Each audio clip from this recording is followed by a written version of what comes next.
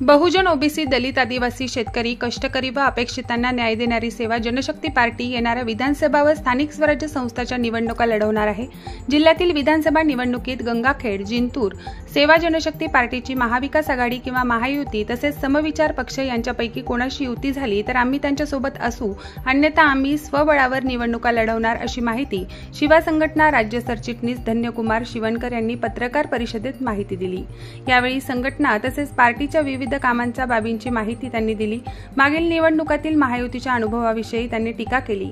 या प्रसंगी जिल्हा मार्गदर्शक उत्तमराव मस्के, रामेश्वर कुबडे, कोंडीराम नावकीकर, नागनाथ अप्पा खेडकर, सूर्यकांत फडसकर, शिवा दामोदर, जनार्दन साखरे, संभाजी शेवटे, मयूर पेटे, दिलीप अप्पा भवनकर, गजानन दामोदर या कार्यक्रमात उपस्थित होते।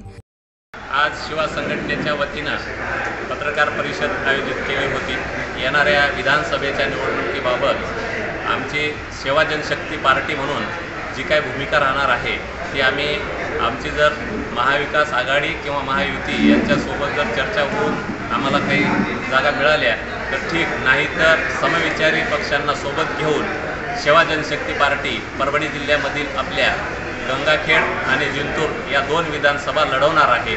त्याच्याच विषयी चर्चा करण्यासाठी आजची पत्रकार परिषद आपण आयोजित केली। जय महाराष्ट्र। प्रतिनिधी रियाज कुरेशीसह मी अबोली जोशी, DLP न्यूज परभणी।